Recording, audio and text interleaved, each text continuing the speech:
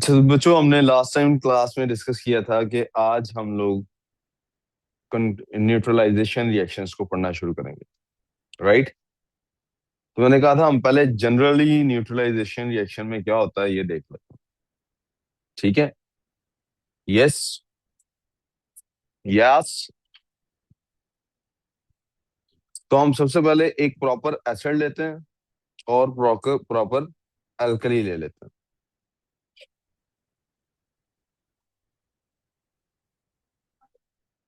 और हम इसका नाम रख देते हैं जनरल न्यूट्रलाइजेशन। क्या नाम रख देते हैं बेटे?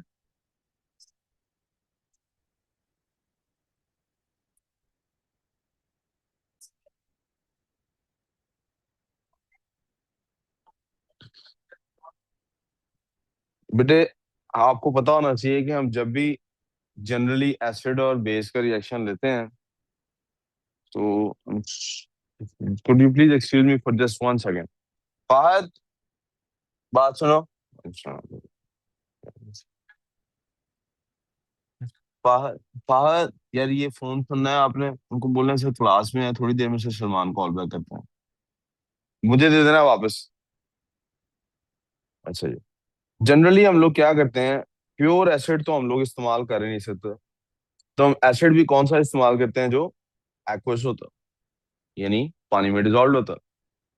हम बेस भी प्योर इस्तेमाल कर ही नहीं सकते। हम बेस भी कौन सी इस्तेमाल करते हैं? जो पानी में डिजोल्व होती है, जिसको कि हम क्या कहते हैं? एल्कली। अब आप गौर करें कि इसके अंदर एक सॉल्ट तो प्रोड्यूस होना ही होना, क्योंकि हमने कहा ये न्यूट्रलाइजेशन है, तो न्यूट्रलाइजेशन में सॉल्ट तो प्रोड्यूस होगा ही होगा। इसका कोई तरीका है सॉल्ट का प्रोड्यूस ना होने का? नहीं, सॉल्ट तो प्रोड्यूस होना है, न्यूट्रलाइजेशन है, नहीं हो रहा तो न्यूट्रलाइजेशन नहीं हो रही। हम तो पढ़ ही उन रिएक्शंस को रहे हैं जहाँ न्यूट्रलाइजेशन हो रही है। अब आप गौर करें कि दोनों एक्वस हैं, तो इसमें हाइड्रोजन और ऑक्साइड भी मौजूद है। ठीक है। हाइड्रोजन और ऑक्साइड के रिएक्शन भी मौजूद है। इन दोनों में से अलग से H2O भी निकलेगा। H2O लिखने की बजाय चूंकि हम वर्ड इक्वेशन लिख रहे हैं, तो हम क्या लिखते हैं? लेट्स राइट, वाटर भी इसमें से लाजमी निकलेगा। एक एग्जांपल अगर हम ले लें, तो हम HCl की एग्जांपल ले लेते हैं। ये एक एसिड होता है, हाइड्रोक्लोरिक एसिड इसको कहते हैं। और एक सोडियम हाइड्रोक्साइड बेस की एग्जांपल ले लेते हैं, ये एक बेस होती है। जब इनका रिएक्शन होता है, जब भी इनका रिएक्शन होता है, तो फिर सॉल्ट कौन सा प्रोड्यूस होगा? NaCl और प्लस H2O। अब आप जरा गौर कीजिए कि इसमें जो NaCl है, वो भी एक्वस फॉर्म में ही क्रिएट हुआ। वो भी किसमें क्रिएट हुआ? एक्वस फॉर्म में। एक सेकंड। सॉरी जी जी, अच्छा जी। तो हम बात कर रहे थे कि हमारे पास HCl एक्वस था, सोडियम हाइड्रोक्साइड एक्वस थे, यानी ये पानी में ऑलरेडी मिक्स है। लेकिन जब NaCl प्रोड्यूस होता है, यानी ये Cl जब इस Na सॉरी, जब ये Cl इस Na से मिलके NaCl प्रोड्यूस करते हैं, तो यहां से एक OH बच रहा है और एक H बच रहा है। ये दोनों क्या करेंगे? ये यहाँ पे H2O बनाएंगे। इसका मतलब है जो भी वाटर कंटेंट ऑलरेडी अवेलेबल है, उसमें थोड़ा सा इजाफा हुआ ही हुआ है। इसको प्लीज खुला रहने दें। Thank you. यहाँ तो कोई प्रॉब्लम? अब ये जो वाटर है, वाटर को तो हम एक्वस नहीं कहते ना, हम कहते हैं इसकी स्टेट क्या है? लिक्विड। इसकी स्टेट क्या है? लिक्विड। अब बड़ी इंपॉर्टेंट बात यहाँ पे समझाने लगा हूँ आपको। और बड़ी इंपॉर्टेंट बात क्या है, जरा प्लीज तसल्ली से गौर से समझना इस बात को, 2 मिनट के लिए लिखने के बजाय देख लेना। ये प्यारे बच्चों, जो HCl है एक्वस, ये किस फॉर्म में है पानी के अंदर जब मिक्स हुआ? जब ये पानी के अंदर मौजूद है, तो इसके अंदर असल में क्या मौजूद है? इसके अंदर बेटे दो तरह के आयंस मौजूद हैं। इसको इस तरह से कर लेते हैं। एक इसके अंदर बेटे H पॉजिटिव आयंस है, ये भी एक्वस है। और एक इसके अंदर बेटे Cl नेगेटिव आयंस है, और ये भी एक्वस है। यहां तक प्रॉब्लम?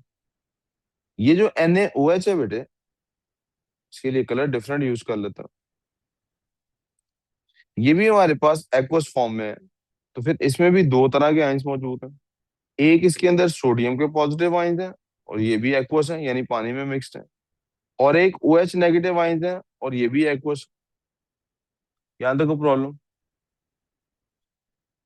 अब जब हम इस दोनों को देख के इस तरफ आते हैं, ये भी तो NaCl भी तो बेटे एक्वस है ना। तो आप देखें ये भी क्या होगा, इसमें भी दो तरह के आयंस होंगे। एक इसमें Na पॉजिटिव आयंस है और ये भी एक्वस है। और एक इसके अंदर Cl नेगेटिव आयंस है और ये भी एक्वस है।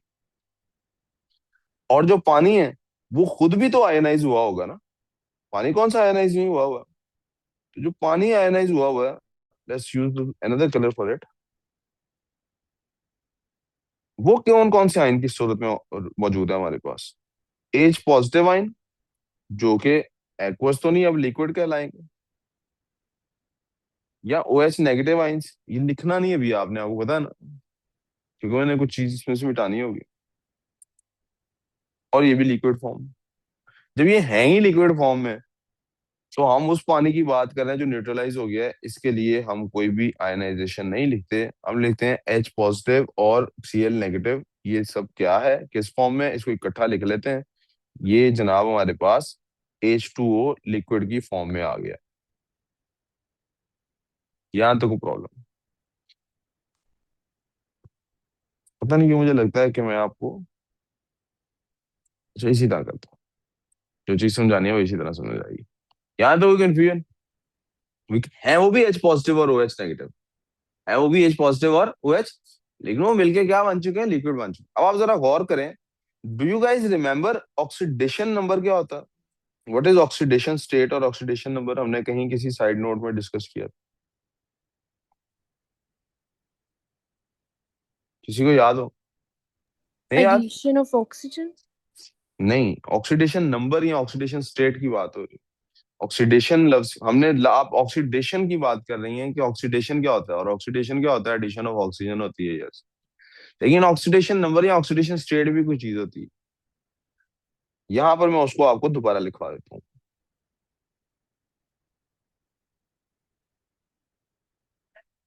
Apparent charge on an element in a compound. जी, हमने कहा था कि अपेरेंटली जो चार्ज होता है, अपेरेंट चार्ज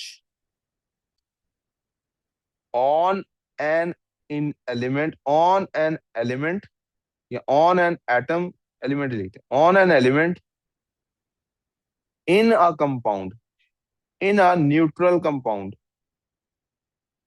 न्यूट्रल लफ्ज नहीं लिखते क्योंकि हम न्यूट्रल के बगैर भी देखें, in a compound is called its oxidation state और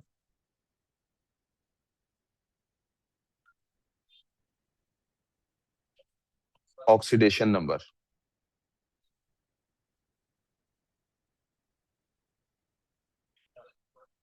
समझाने के लिए एक साइड पे एग्जांपल लिख रहा हूँ, उसको हम आप नोट नहीं करेंगे, साइड पे लिख लेते हैं। क्या NaOH एक न्यूट्रल कंपाउंड है कि नहीं। यस, एक न्यूट्रल कंपाउंड है। क्या अगर हम इनको जूम इन करके इंडिविजुअल्स को देखें, तो क्या वो भी अपनी अपनी जगह न्यूट्रल है। तो वो अपनी अपनी जगह न्यूट्रल। हम ऑक्सीजन का आम तौर पर जो ऑक्सीडेशन स्टेट है इसके अंदर हमेशा लेते हैं -2। क्या लेते हैं। हम हाइड्रोजन की आमतौर पे हमारे पास जो वैल्यूज आती हैं वो लेते हैं +1। मैं चार्जेस की बात नहीं कर रहा, वरना नहीं तो मैं 2 माइनस और 1 प्लस लिखता, 2 नेगेटिव और। अब ये दोनों मिलके क्या सम बनाते हैं। फर्ज करें मुझे सोडियम का नहीं पता कि उसकी क्या वैल्यू है, तो हम क्या करते हैं, हम कहते हैं जनाब ओवरऑल वैल्यू तो है 0। लेकिन ये 0 बना कैसे है, ये 0 ऐसे बना है -2 +1 +x से बना है। अब 0 = -1 +x, तो 1 = x की वैल्यू आ गई। यस। सॉरी, क्योंकि हर कंपाउंड स्टेबल न्यूट्रल होता है। जी सर, सर जी कैसे शुक्र है जी सर।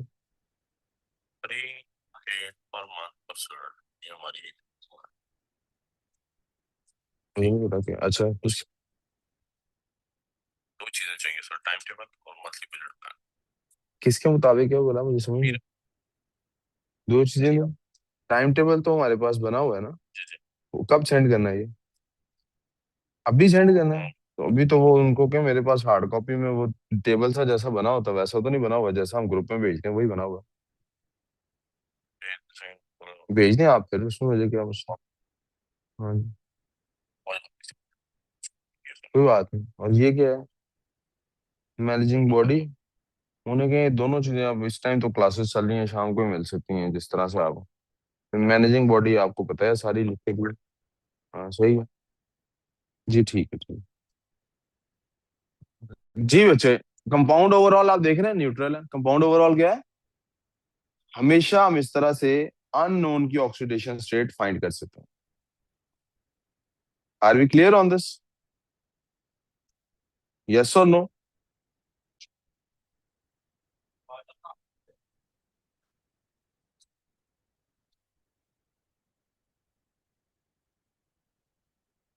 कोई मसला? अब आप ये चीजें नोट कर लें, बल्कि नोट करने से पहले मेरी बात अभी पूरी हुई नहीं थी, सुन लें। अब आप गौर करें कि यहां पर एच पॉजिटिव की ऑक्सीडेशन स्टेट क्या है। इसकी मैंने कहा आपने हमेशा +1 लेनी। तो अकॉर्डिंगली अगर ये न्यूट्रल है तो क्लोरीन की क्या होगी? -1। न्यूट्रल हो गया। ओ की -2 लेनी है, इसकी +1 लेनी है। अभी आपको मैंने निकाल के दिखाई, इसकी क्या निकलेगी फिर? Na की +1 तो Cl की। ये मुझे कैसे पता? क्योंकि पेरेंट चार्ज वाली बात है, तो मुझे पता है NaCl में Na पॉजिटिव होता है और वो नेगेटिव होता है। इसी क्रॉस बेस से तो हमने बनाया था इसको। H2O में क्या होगा? हम O की -2 लेंगे। तो H की क्या होगी हमारे पास स्टेट? +1। क्या होगी? न्यूट्रल क्यों हुआ? क्योंकि मेरे पास दो है H। यहाँ तो कोई प्रॉब्लम? यू क्लियर सो फार? आप लोगों को इधर नहीं इन्होंने रो बना के दी, लेकिन आप समझ आ गई है? कोई कंफ्यूजन? You clear? अब जरा हमने जिस चीज पे गौर करना है वो क्या है? यहाँ पे लेफ्ट साइड पे एच पॉजिटिव की ऑक्सीडेशन स्टेट क्या है?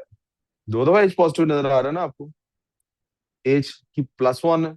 एच की, इसका मतलब लेफ्ट साइड पे क्या स्टेट है इसकी? 1+ या +1। राइट साइड पे क्या स्टेट है? +1। राइट साइड पे क्या स्टेट है? लेफ्ट साइड पे Cl की क्या है? राइट साइड पे क्या है? लेफ्ट साइड पे सोडियम की क्या है? राइट साइड पे क्या है? ओ की क्या है लेफ्ट साइड पे? इधर क्या है ओ की? इसका मतलब है ओ की ऑक्सीडेशन स्टेट में चेंज नहीं आया। Point number 1 to be observed is कि इसकी ऑक्सीडेशन स्टेट में change. Point number 2 be to be observed. Cl यहाँ पे क्या है स्टेट इसकी? State aqueous. Cl की राइट साइड पे क्या स्टेट है? एक्वस। सोडियम की लेफ्ट साइड पे क्या स्टेट है? राइट साइड पे क्या है? ठीक है जी। एच की राइट साइड लेफ्ट साइड पे क्या स्टेट है? राइट साइड पे क्या है? लिक्विड। ओ एच की क्या है? और राइट साइड पे?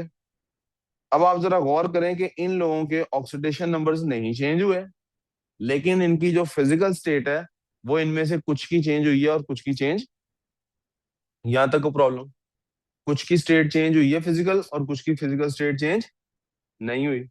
अगर मैं इनको इस तरह से लिखूं, यहाँ पर अब प्लस का अभी भी आपने लिख नहीं दिया, आप प्लीज अभी सुन लें अच्छे से। ये प्लस ये, और ये लोग प्लस हो रहे हैं किसमें? इनमें।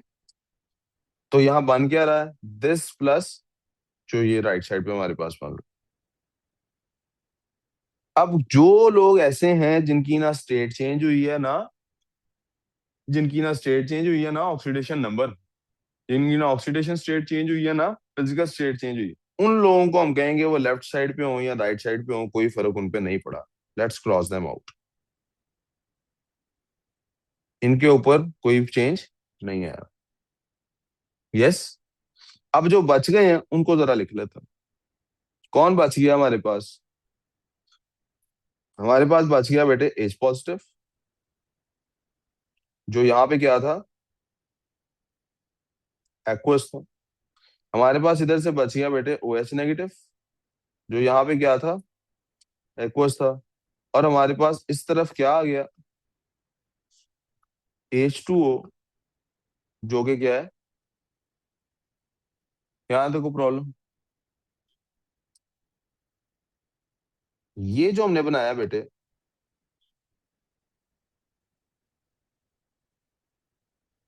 इसको केमिस्ट्री की जुबान में कहते हैं आयोनिक इक्वेशन। क्या कहते हैं? कोई प्रॉब्लम? Are we clear? कोई मसला?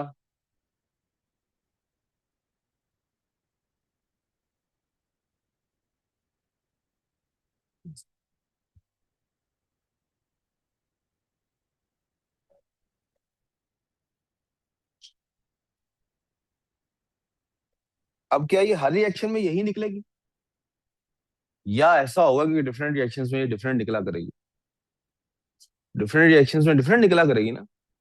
लेकिन आप हमेशा जहन में रखेंगे, चूंकि ये जनरल रिएक्शन है न्यूट्रलाइजेशन का। ये न्यूट्रलाइजेशन का क्या है? जनरल रिएक्शन का मतलब होता है न्यूट्रलाइजेशन के सारे रिएक्शन इसी पाथ को फॉलो करेंगे। तो आप इससे ये जहन में रखेंगे कि क्या होगा जनाब, ionic equation of neutralisation reaction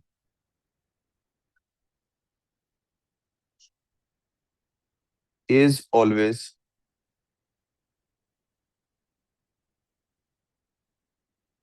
H positive aqueous plus OH negative aqueous forming H2O liquid LH।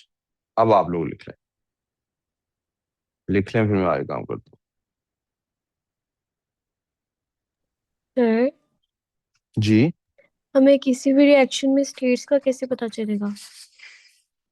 हमें किसी भी रिएक्शन में किसका कैसे पता लगेगा? स्टेट्स का, कि वो एक्वस थी या आगे जाके फिजिकल क्या स्टेट बना। का। Yes, physical yes. स्टेट। हाँ, फिजिकल स्टेट, इसी की हम प्रैक्टिस करेंगे अभी। जब से हम रिएक्शंस लिख रहे हैं, आपको अंदाजा होगा कि मैं बार बार बता रहा हूँ कौन कौन से आयनाइज होते हैं, कौन कौन से नहीं होते। Yes sir. ठीक है, तो वो सॉलिड लिक्विड गैस को हम साथ साथ प्रैक्टिस कर रहे हैं, या कुछ कर ली और कुछ अब आगे मजीद गौर से करेंगे।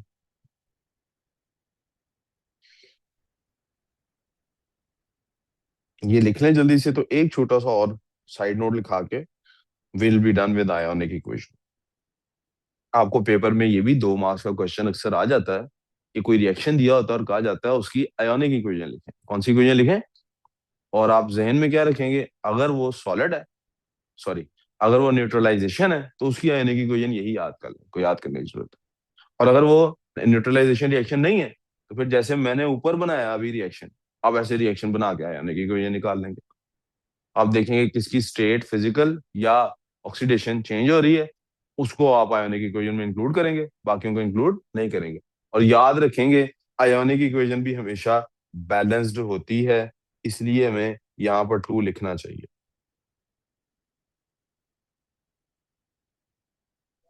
कोई कंफ्यूजन हो तो प्लीज बताइए, यहाँ तक की बात में। नहीं है तो जल्दी से लिख लें ताकि आगे चल सके हम।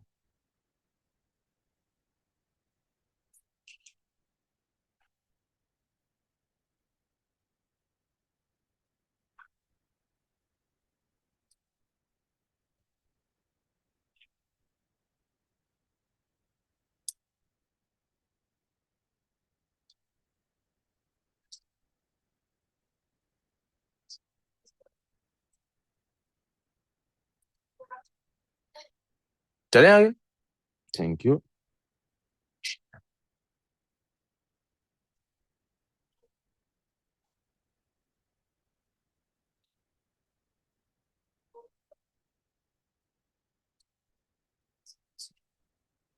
आयोनिक इक्वेशन क्या होती है, इसकी एक छोटी सी definition side note type.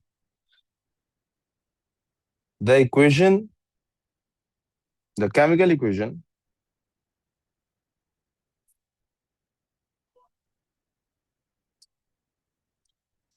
the chemical equation that shows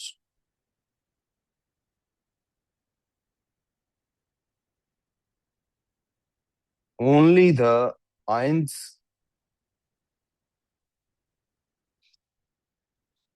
that undergo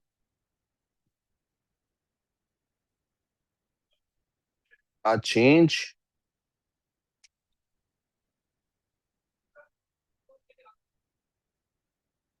in state, in physical state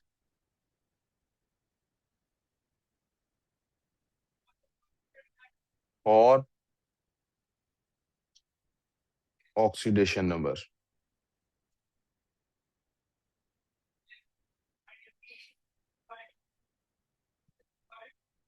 ये होती है बेटे हमारी आयोनिक इक्वेशन।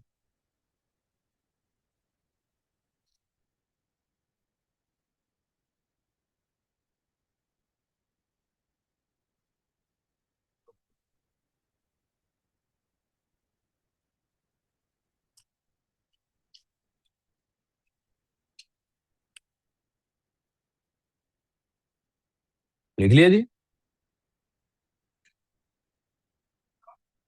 एक और चीज जो आपको पता होनी चाहिए वो क्या है? Spectator ions.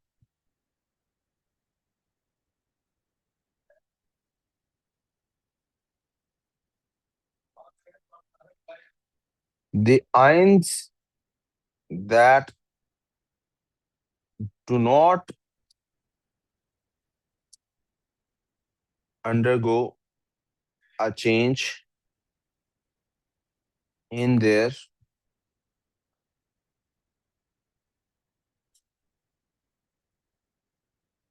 physical state or oxidation number are spectator ions। और इन स्पेक्टेटर आइंस को हम क्या करते हैं आयनिक इक्वेशन के अंदर? इग्नोर। क्या करते हैं? वही जो आप मेरे साथ करते हैं वही हम इनके साथ करते हैं। ऐसे।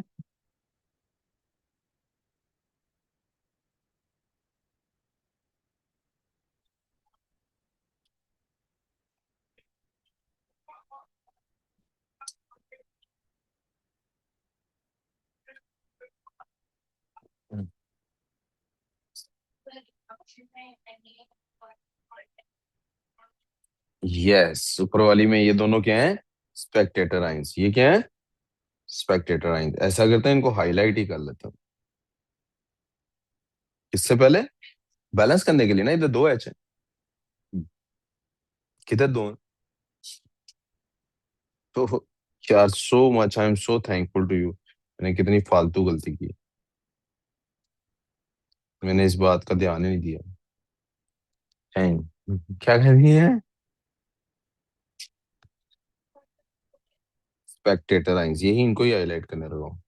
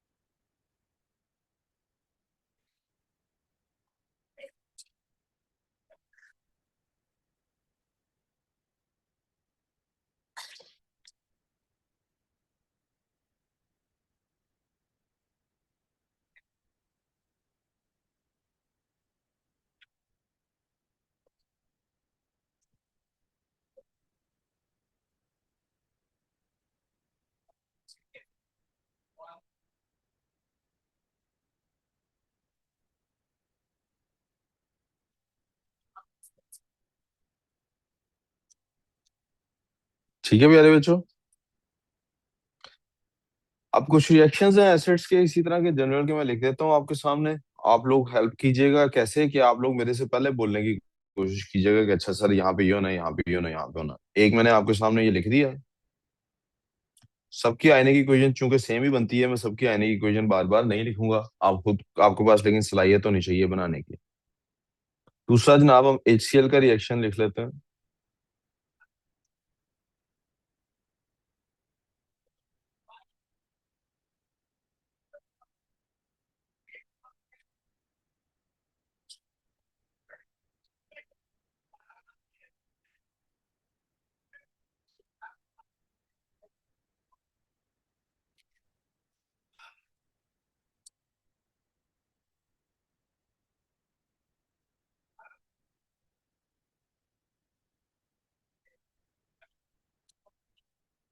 क्योंकि आप देख रहे हैं ना सॉलिड है। ये क्या है? तो ये है भी क्या? बेस है। ये क्या है? और इसकी आयनिक इक्वेशन भी आप देखेंगे कि थोड़ी सी डिफरेंट, क्योंकि इसमें Na के आयन में भी चेंज आएगा, Na के आयन में भी चेंज। ठीक है। अच्छा अच्छा। लेकिन इसकी हमें हमें किन की बात करनी है? एसिड्स और एल्केलीज की। एसिड्स और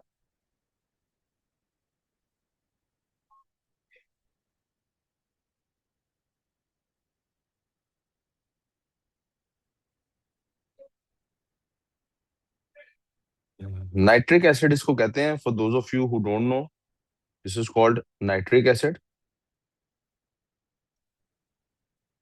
और ये पोटेशियम हाइड्रो ऑक्साइड है। इसके साथ क्या होगा? यार ये ऊपर वाली सॉरी बैलेंस नहीं की हुई। और यहाँ पे भी ठीक है। क्या बनेगा हमारे पास? KNO3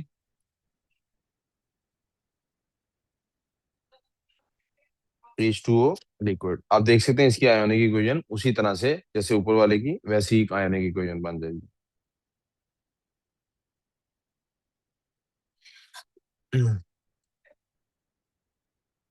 HNO3 एक्वस ऊपर वाली बैलेंस है। एक तो चीतो ऊपर वाली बैलेंस है। HNO3 प्लस K2O, इसको पोटेशियम ऑक्साइड कहते हैं। इसमें क्या प्रोड्यूस होगा जनाब? KNO3 प्लस H2O एक्वस और लिक्विड। एक और रिएक्शन, इसमें भी एक ऐसे, या ये जी दो कर दिया हमने। फिर यहाँ भी टू लगा लेते हैं, अब ये बैलेंस हो गया।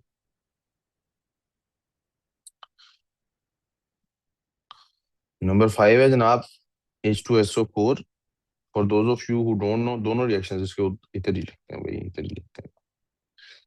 For those of you who don't know, this is called as sulphuric acid plus lithium hydroxide, which is also aqueous. What do we get? We get lithium sulfate Li2SO4, which is aqueous, plus H2O, which is liquid.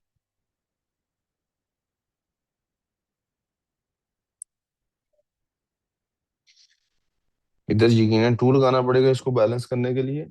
और बाकी मेरा ख्याल automatically balance हो जाते हैं। दो दो चार, और यहाँ भी टू लगाना पड़ेगा। चार हो गए, लिथियम टू हो गए, सल्फेट के एक एक इंच। और एक और रिएक्शन सल्फ्यूरिक एसिड का ही लिख लिया जाए। H2SO4 plus Li2SO, lithium oxide, which is solid. This forms lithium Li2SO4 plus H2O, which is liquid. अब आप देखिएगा जरा, मैं हाईलाइट कर रहा हूं उनको जिनकी हमने अभी ऊपर बात की कि इनकी ऑक्सीडेशन, जो सॉरी इनकी जो आयोनिक इक्वेशन है, वो बिल्कुल सिर्फ और सिर्फ क्या बनेगी? H positive plus OH negative plus ये सेम आयोनिक इक्वेशन आप रिएक्शन नंबर 3 और रिएक्शन नंबर 5 के नीचे लिख सकते हैं। लेकिन रिएक्शन नंबर 6 और 4 के नीचे ये नहीं चलेगी, क्योंकि वहां पे हमारी ऑक्साइड सॉलिड स्टेट में थी। किस स्टेट में थी?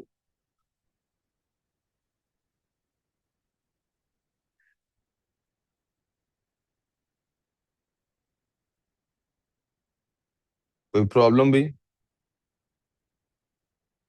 कोई मसला?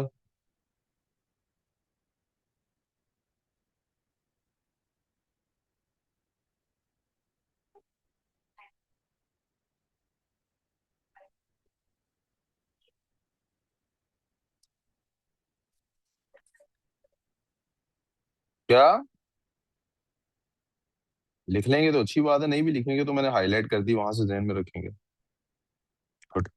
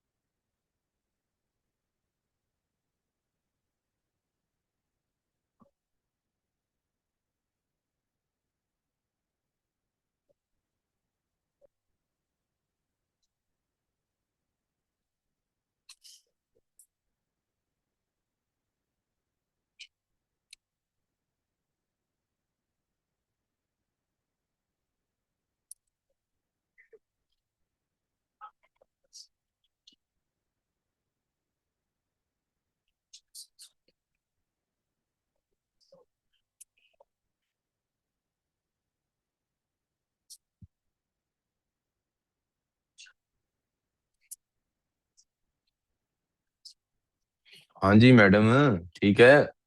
हो गया काम। न्यूट्रलाइजेशन का पता लग गया। श्योर। चलें।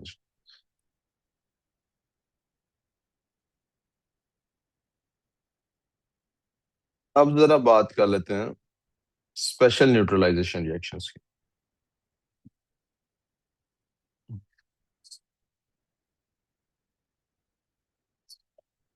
ये थोड़े स्पेशल हैं, जैसे आप नहीं स्पेशल थोड़े से।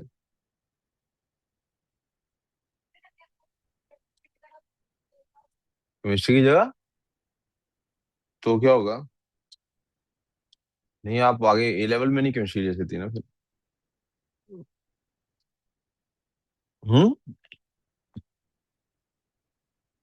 तो आप ले लेते हैं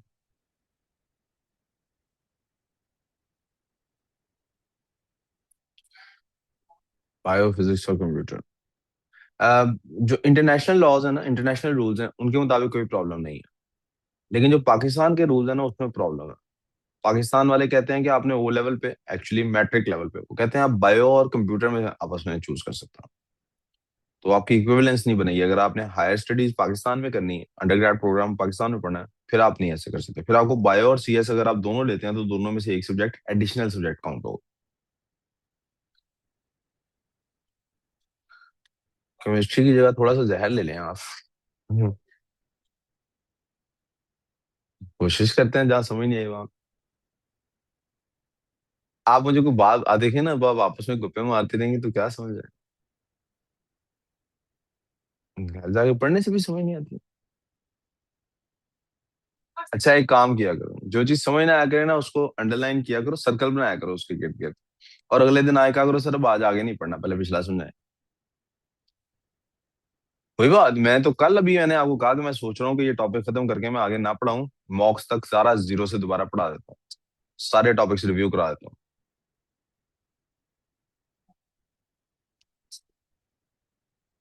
देखो, आप अपनी 8 9 ग्रेड से बाहर निकल आओ ना आप। इसमें याद नहीं करना है, कॉन्सेप्ट होना चाहिए। आपके पास टॉपिकल है, टॉपिकल सॉल्व करने की कोशिश करो। तो वो मेरे सामने, वो जो क्वेश्चन नहीं होता सर्कल करो ना, वो मेरे से डिस्कस करो। मैं आपको मैं आपको बताता हूँ क्या होता है। वो एक टीचर है इंडिया के, बड़े मजे की बात करते हैं, मैथ्स के लिए करते हैं। कहते हैं मैथ्स का कोई भी क्वेश्चन हो ना, तो उसका फर्स्ट स्टेप सबका कॉमन होता है, चाहे किसी भी टॉपिक से है। What is the first step? Don't panic. What is the first step?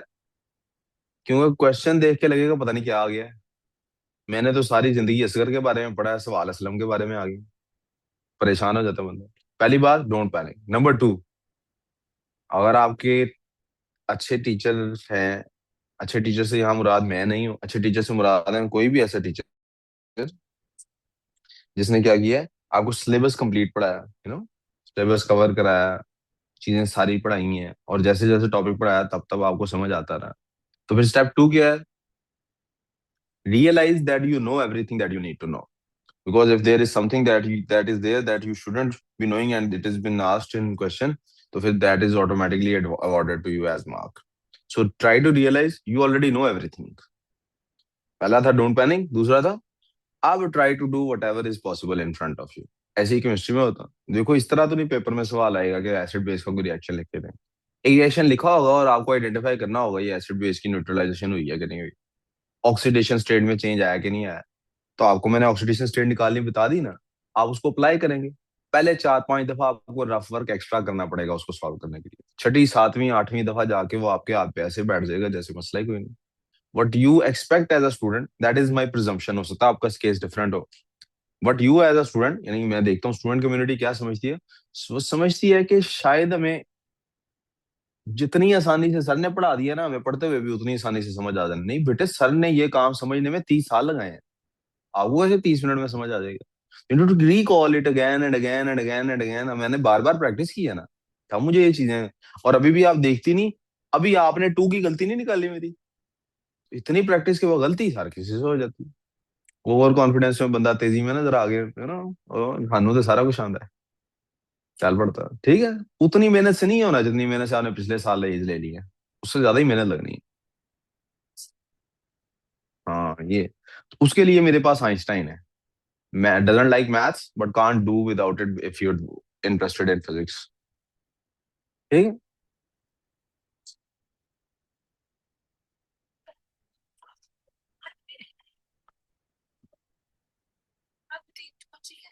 क्या हुआ है?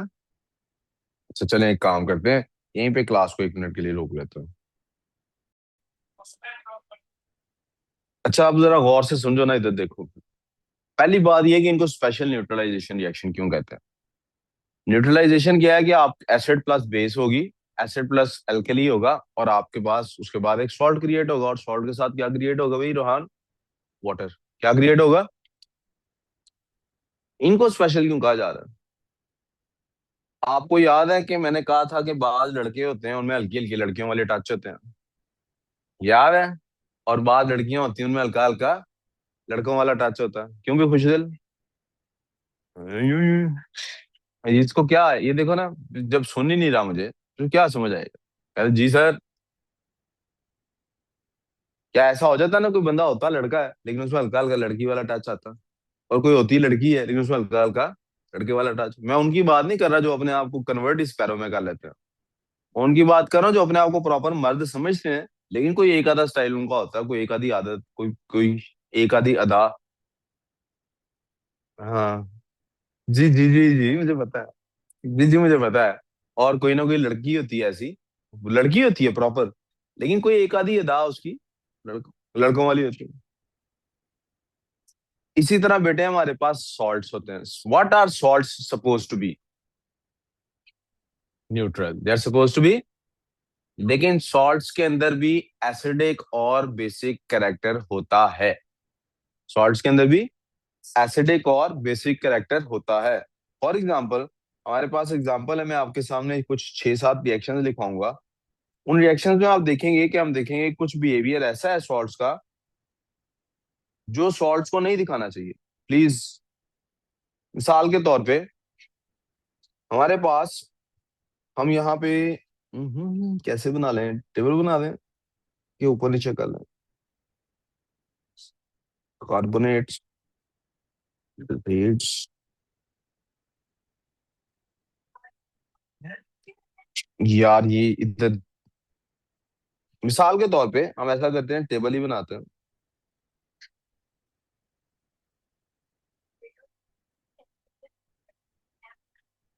ऑफ एसिड्स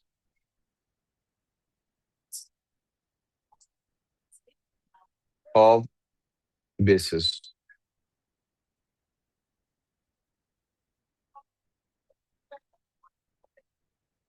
मिसाल के तौर पे हमारे पास एसिड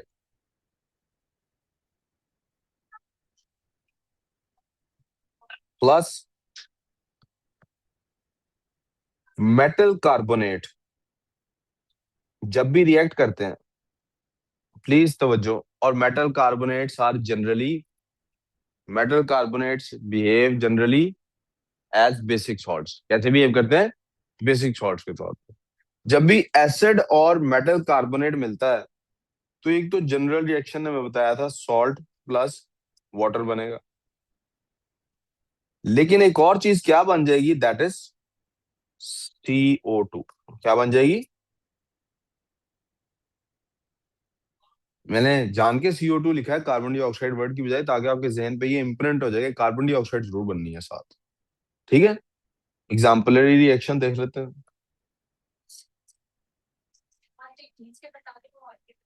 हमारे पास HCl है,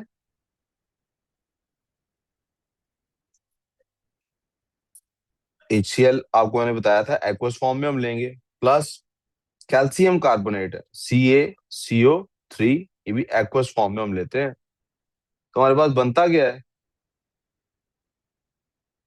calcium C chloride. A C O three base. Sorry, CaCO3 base है। ये सॉल्ट है वैसे, लेकिन इसका बिहेवियर बेसिक है। इस रिएक्शन में इसलिए हम ओह। इसको बेस कंसिडर करेंगे। मैं यही बात थोड़ी देर पहले समझा रहा था कि कुछ सॉल्ट्स में बेसिक कैरेक्टर होता। कार्बोनेट्स यानी कि जितने भी मेटल कार्बोनेट्स हैं, metal carbonate, metal sulphate, metal nitrate, मैंने पिछले लेक्चर में आपको बताया था they are suppose to be salts. ये क्या है? ये एज अ रिजल्ट प्रोड्यूस होते हैं न्यूट्रलाइजेशन के। जनरल न्यूट्रलाइजेशन होती है तो ये एज अ रिजल्ट प्रोड्यूस होते हैं। ठीक है, कार्बोनिक एसिड है, वो जब कैल्शियम हाइड्रोक्साइड के साथ रिएक्ट करता है तो कैल्शियम कार्बोनेट बनाता है, दैट्स अ सॉल्ट। क्या है वो? ओह। सॉल्ट है। लेकिन इस सॉल्ट में बेसिक करेक्टर है, इसको आप एक और स्ट्रॉन्ग एसिड के साथ रिएक्ट कराएंगे, रिएक्ट कर जाए, लेकिन ये स्ट्रॉन्ग एसिड के साथ रिएक्ट करेंगे। जैसे होता है ना कि किसी के अंदर कोई बिहेवियर अगर है अपने ही नेचर से डिफरेंट, तो बिहेवियर आम रूटीन में नहीं नजर आ रहा होता। जैसे एक आदमी है बहुत नेक है लेकिन उसके अंदर बदी भी छुपी हुई है, तो वो आम रूटीन में नहीं बदी बाहर आती उसकी। ऐसे हालात और सर्कमस्टांसेस हो जाते हैं जिनमें वो बदी बाहर आती है। बैटमैन और जोकर में, जोकर की क्या आपके ख्याल में, जोकर का क्या कराए, जोकर क्यों ये सारा काम करता? जोकर कहता है कि भाई प्रोवाइडेड द प्रॉपर सर्कमस्टांसेस, हर बंदा गुनाह कर देता। और बैटमैन से उसकी लड़ाई ये है कि मैं ऐसे सर्कमस्टांसेस क्रिएट करूंगा। वो बैटमैन को मार क्यों नहीं देता, उसका मास्क क्यों नहीं उतारता? ये जोकर का करेक्टर है। और टू फेस का करेक्टर है, बड़ी मजे की लाइन उन्होंने डार्क नाइट में बोली, कहता you either die a hero or live long enough to become a villain. इसी तरह हर शख्स में अच्छाई भी होती है। आम वाला आदमी नहीं, एक बुरा आदमी है उसमें कहीं ना कहीं अच्छाई है, और आसानी से बाहर नहीं आएगी। स्ट्रांग इलाज चाहिए उसके लिए। और कुरान हमें बताता है, अल्लाह कहता है हमने इंसान को बनाया, उसमें नेक खैर और बद शर दोनों मादे रख दिए। हमें क्या करना है, आपस में एक दूसरे के लिए खैर वाले मामलात बनाने की कोशिश करनी है। क्योंकि हम एक दूसरे के लिए खैर वाले मामलात क्रिएट करेंगे, शायद आगे से खैर निकल आए। ठीक है, इसीलिए हम अपने दुश्मन के लिए भी दावत की कोशिश करते होते हैं, you try to remain positive. तो कैल्शियम स्ट्रॉन्ग एसिड जब आता है तो ये क्या करता है, फर्दर रिएक्ट करता है, कैल्शियम क्लोराइड बन जाती है हमारे पास, और H2O बनता है हमारे पास, और हमारे पास CO2 भी बनती है। अब इनको बैलेंस करने के बारे में सोच लेते हैं। H लेफ्ट साइड पे एक है, राइट साइड पे दो है, तो यहाँ पर 2 लिखा होना चाहिए। Cl, यहाँ बेटे Cl2 बनता है क्योंकि कैल्शियम 2 पॉजिटिव होता है, Cl1 नेगेटिव होता है, तो कैल्शियम क्लोराइड में CaCl2 होता है। भाई किधर से आए हैं? सर को बता दो कि मैं आ गया हूँ, क्योंकि मैंने सर को कहा था अभी कि ये तो कभी लेट नहीं होता, इसके घर पूछे। खैर है, आपको क्या हुआ बेटे? अच्छा, तो अंदर बैठने में क्या मसला, वहां उधर साइड पे बैठो धूप में, आपको धूप लगे, आपका फोटोसिंथेसिस हो। चलो रही, इन दोनों साइड पे हम देख सकते हैं बैलेंस्ड है। कैल्शियम दोनों साइड पे बैलेंस्ड है। H2 हो गया। O देख लें, राइट साइड पे 3 है, लेफ्ट साइड पे भी 3 है, तो हमारी रिएक्शन ये कंप्लीट हो जाता है, हमारे रिएक्शन के अंदर कोई प्रॉब्लम नहीं है। अब एक बात का और ध्यान रखना है, जरा इनकी वो लिख लें, स्टेट्स लिख लें। ये एक्वस है, ये लिक्विड है, ये बेटे गैस की फॉर्म में निकलती है। कैसे निकलती है? इनफैक्ट ये रिएक्शन पूरा हो गया है, कंप्लीट हो गया है, इसकी अलामत कैसे पता लगेगी? आप बताएं, रिएक्शन कंप्लीट हो गया ये कैसे पता लगेगा? कार्बन मैंने आपको, डाइऑक्साइड जी जी, कार्बन डाइऑक्साइड निकलेगी। कैसे पता लगेगा कार्बन डाइऑक्साइड निकल रही है? बबल्स। बबल्स बनेंगे, क्या होगा? लेकिन मेरा सवाल ये नहीं था कि रिएक्शन के वक्त क्या हो रहा होगा, मैंने पूछा रिएक्शन कंप्लीट हो चुका है ये कैसे पता लगेगा? बबल्स निकलने बंद हो जाएंगे। जब तक बबल्स निकल रहे हैं तब तक क्या हो रहा है, रिएक्शन हो रहा है। इसके लिए हम 3-4 लफ्ज इस्तेमाल करते हैं, इनफैक्ट 3 इस्तेमाल करते हैं। एक होता है एफर, एफर, मेरे को ये हमेशा ही लफ्ज नहीं बोला जाता, क्या बोलते हैं इसको? एफरविसेंस। क्या बोलते हैं इसको? एफरविसेंस। क्या बोलते हैं? दूसरा लफ्ज इसके लिए हम क्या बोलते हैं? बबल्स। ठीक है। और तीसरा लफ्ज मुझे ध्यान में भी कोई नहीं आ रहा इस टाइम, लेकिन बहरहाल यही अल्फाज, आप एफरविसेंस लिखें या बबल्स लिखें, एक ही बात है, मार्क्सिम हमेशा दोनों को एक्सेप्ट कर लेते हैं। जिस भी रिएक्शन में से गैस निकलती है वो एक टेस्ट बन जाता है उसका। अब आगे फिर आप देखें, गैस जो निकल रही, क्या हर रिएक्शन में से कार्बन डाइऑक्साइड निकलती है? नहीं ना, कभी कोई और गैस भी तो निकलती हो सकती है। जब भी गैस निकलती है तो पता लगता है बबल्स बन रहे हैं। आप सोचे मेरे सामने 2 कलरलेस लिक्विड पड़े हुए हैं, मैंने दोनों को आपस में एक ही कंटेनर के अंदर डाल दिया, बबल्स निकलने शुरू हुए, तो मुझे पता लगा एक रिएक्शन हो रहा है जिसमें गैस प्रोड्यूस होती है। यहाँ तो कोई प्रॉब्लम। अब गैस प्रोड्यूस होने वाला रिएक्शन नजर आ गया मुझे, लेकिन वो गैस कौन सी निकल रही है ये कैसे पता लगेगा? तो गैस का कोई टेस्ट भी होगा ना। तो हमारे पास एक फिजिकल केमिस्ट्री का चैप्टर है जिसमें हम ये सारी चीजें पढ़ते हैं। कार्बन डाइऑक्साइड का टेस्ट मैं वर्बली यही बता रहा हूँ, आगे जाके लिखाऊंगा भी। कार्बन डाइऑक्साइड का टेस्ट होता है एक सादा सा टेस्ट, फिजिकली अगर आपने करना हो तो वो क्या है, माचिस की तीली जलाएं, गैस निकल रही है उसके आगे कर दें, अगर वो गैस फौरन बुझ गई है इसका मतलब वो कार्बन डाइऑक्साइड। ठीक है, क्योंकि कार्बन डाइऑक्साइड फौरन आग को बुझा देती है। ये हमारे ये जो फायर एक्सटिंग्विशर्स होते हैं, इनमें पहले कार्बन डाइऑक्साइड ही इस्तेमाल हुआ करती थी, अब तो और भी चीजें ऐड होती हैं। ठीक है। इसी तरह एसिड्स के साथ ये रिएक्शन लिखवाने के साथ मैं आपके पास एक बेस का रिएक्शन भी लिखवाने लगा।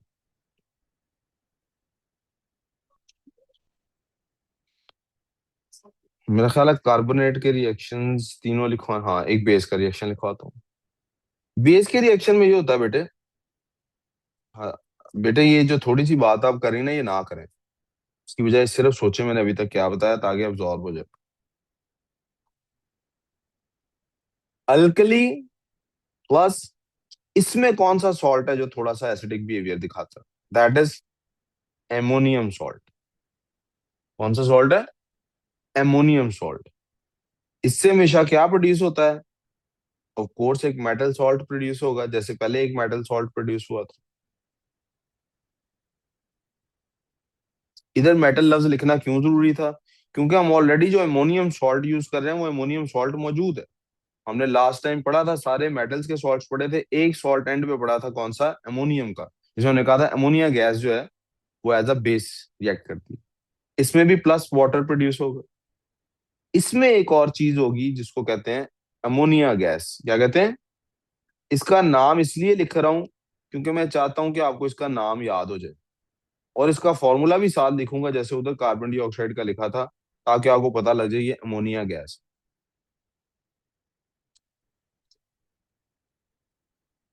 एक रिएक्शन देख लेते हैं। हमारे पास सोडियम हाइड्रो ऑक्साइड है एक्वस फॉर्म में, प्लस अमोनियम सॉल्ट वही होता है NH4Cl, अमोनियम क्लोराइड, ये भी एक्वस फॉर्म में। प्रोड्यूस क्या होगा इससे?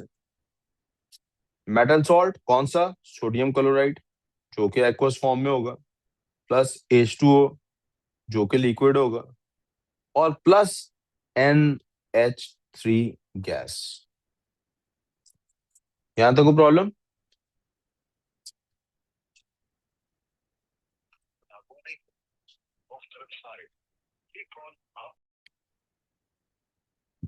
इसका बेटे एक और भी इसकी निशानी होती है कि अमोनिया निकली है, इसकी बहुत गंदी स्मेल होती है, पंजेंट स्मेलिंग गैस। एफरवेसेंस तो होगी होगी, लेकिन इसकी एक और निशानी क्या है? बहुत ही गंदी स्मेल की गैस होती है ये।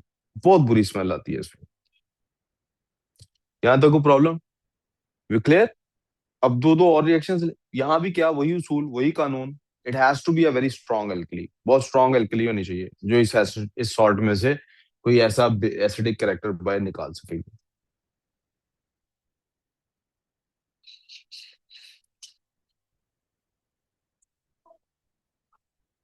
एसिड्स लिख रहा हूं मैं जनाब आपके सामने, तो एक एसिड लिख रहा हूँ HNO3, रीम फिनिगर्स। मैं बता रहा हूँ ऐसे नहीं समझ आती घर में।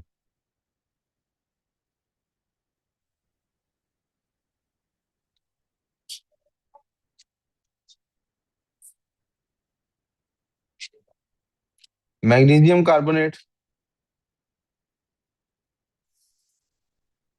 और इसके साथ एल्यूमिनियम कार्बोनेट यूज कर लेते हैं।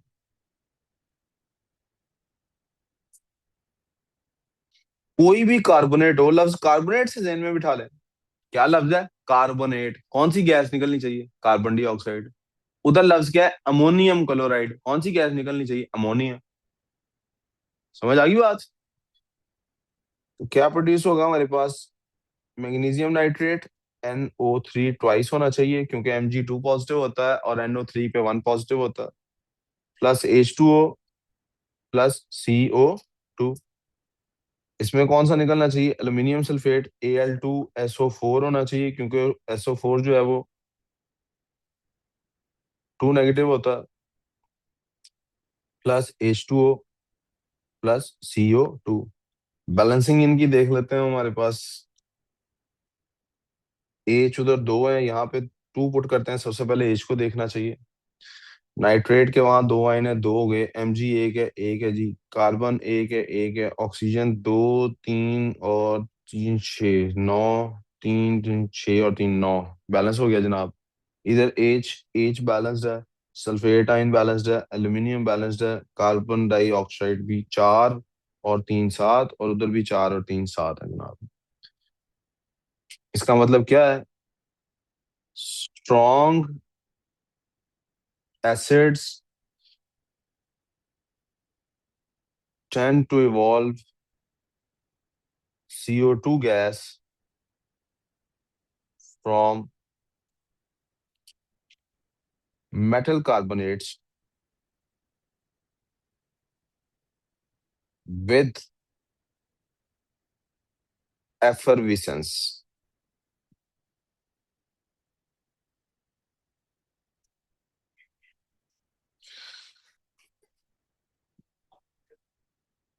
जल्दी लिखने में उसके भी रिएक्शंस दो, लिखे, फिर जोहर की ब्रेक करनी।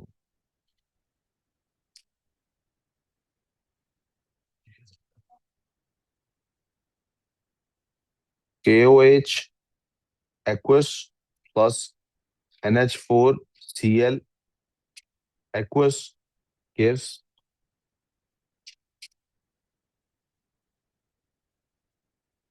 KCl। यार क्लोराइड की पहले एग्जांपल ले ली है, वाकई ये नहीं लेनी चाहिए। अमोनियम नाइट्रेट की एग्जांपल लेनी चाहिए हमें। सॉरी अगर आप लोग लिख चुके थे। This gives what?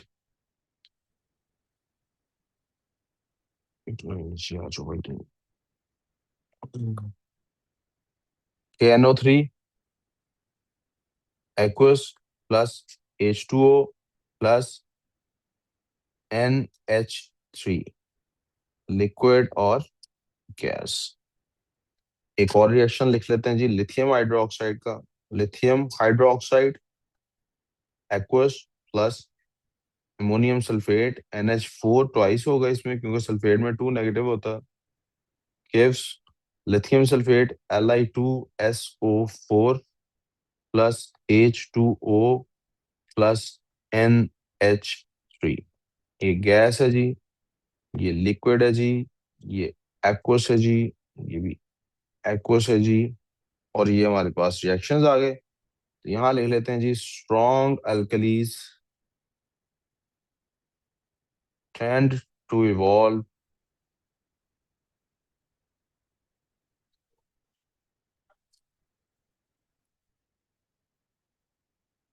ammonia gas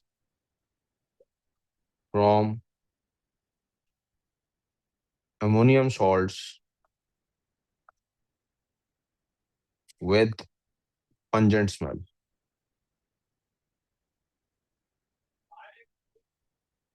ये बेटे आप कंप्लीट कर लें और यहाँ से हम नमाज की ब्रेक कर लें।